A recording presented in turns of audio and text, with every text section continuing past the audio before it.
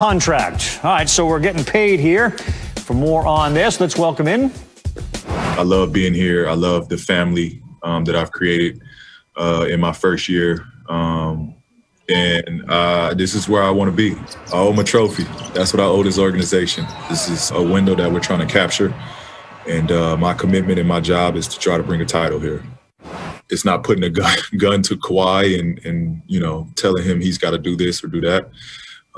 Hopefully it's a mutual bond. You know, we both enjoy playing with one another. So everybody's got their own decisions to make. Hopefully me showing my commitment, being here and wanting to play with him long term sticks out. Brian Windhorst joins us now. I'm sure you could commit for $190 million to most things. What more can you tell us about the Clippers locking up PG-13 long term? And let's leave guns aside, what it means for Kawhi Leonard's future.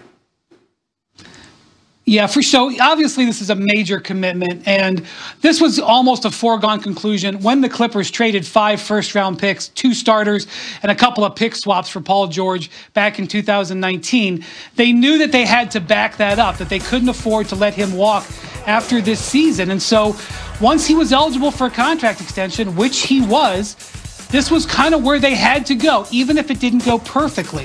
Now, what does that mean for Kawhi Leonard? Well, Kawhi Leonard's contract does not allow him to sign an extension right now, but the Clippers hope that showing this commitment to Paul George and getting it established will convince Kawhi to do the same next summer. But obviously, we got to see how this season goes first. A lot of it has to do with the way they perform. Meantime, speaking of performing, Bucks fell short last year. Giannis got 10 days now to decide whether to sign his Supermax deal with Milwaukee. What are the possible ripple effects of that decision?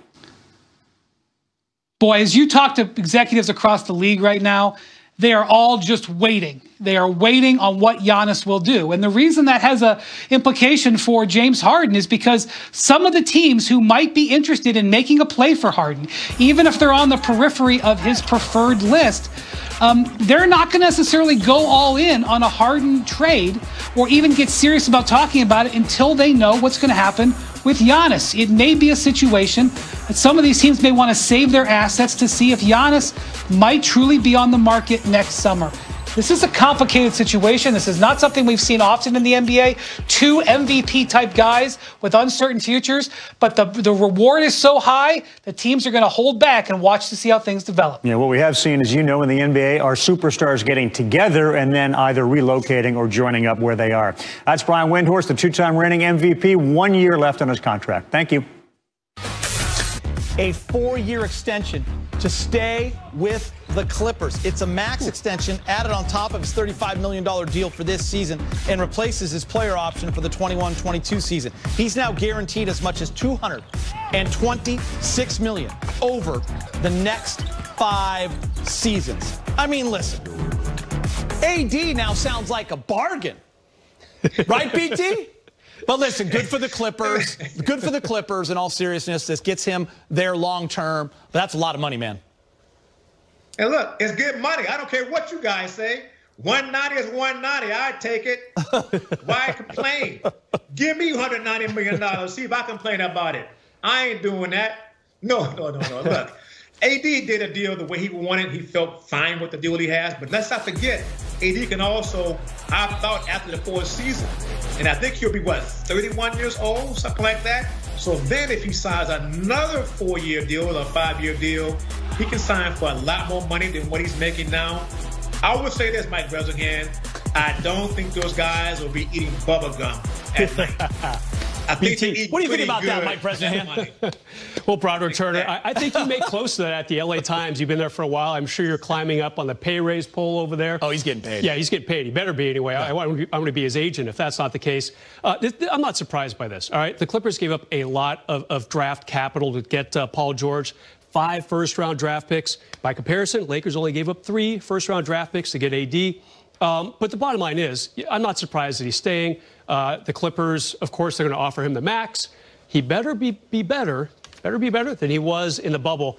Not such a good run for him there, but he's a good player overall for sure. You know, BT's getting paid. That paper towel rack you were talking about cost $2K. That's all right. This quote from Paul George via All the Smoke podcast.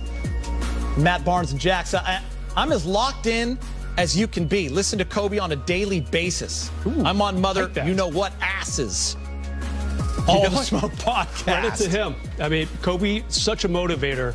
You know, he always met with these guys, even when he was still playing during the offseason. Remember, he took a young Russell Westbrook under his arm, tried to help him out a little bit during the offseason. And that's great stuff from Paul right there. Listen, Perez, last season, as we go to the Lakers here, they took a page out of the Mamba playbook and led with defense in their run for a championship. Two key players on that Lakers defense, and you can throw in Rondo because of how he played in the playoffs, so make it three. JaVale McGee and Dwight Howard no longer with the Lakers. So you add Trez, Gasol, Schroeder, Wes Matthews. Are the Lakers just as strong defensively? I know they're different, but can they be as good? Because that really is what won them the championship. Yeah. In those playoff series when they were down 1-0 twice. Yeah. I mean, you had Dwight running around out there kind of antagonizing Nikola Jokic. You know, you had Danny Green. Didn't really shoot all that well. Didn't score a ton of points. That's not his game. But, you know, it's interesting. I hear what you say when they're different. Not nearly as much rim protection, but obviously you still have Anthony Davis. That's a good start. It's going to come down to Schroeder. How good is he on the perimeter? Scrappy guy, kind of a bulldog, doesn't take a lot of games off. And the same could be said actually for Montrezl Harrell. A tough guy. He's revving in the red line every time he plays. So that's going to be big when a guy like LeBron or AD is not playing that particular night, say a midseason game in Charlotte or something like that. So I think they'll be scrappier. I don't know if they'll have as many block shots and game-changing plays at the basket. Yeah, much different. BT? I think they can be equally as good. Number one, because the head coach, Frank Vogel, will demand that they play great defense. And everyone on that team knows they won a title by playing great defense. And let's not forget, Marc Gasol once was the Defensive Player of the Year. So he's also a good defender. Maybe doesn't block shots at the rim as well as Dwight Howard did and JaVale McGee, but he uses his body well, and he is long at 6'11". And let's not forget, Wesley Matthews is a 3-and-D guy. He's a good defender on the wing players. And a guy like Kyle Kuzma, who keeps working on his defense, will be dependent upon. Alex Caruso plays good defense. And Dennis Schroeder, you now have a point guard with speed and quickness to defend all those other fast point guards out there. So I think they can be equally as good, if not better, if they get the system in place and they play basketball the right way. All right. In this league and did a lot of good things, but I think with this team, it's something special going. They want to compete, of course, on a high level and win titles, but they're having fun as well. So, you know, I think I fit in perfectly. It's an honor for me to play here and try to compete for big things. I'm just doing anything and everything I can to help compliment these guys. They already did well. They've already shown and proven that they can win a championship without the pieces that we've added this year. So I'm just coming in looking to do anything I can to compliment that chemistry that these guys already have built. I'm ready to get in there and start creating magic with reigning NBA champions. This opportunity presented itself.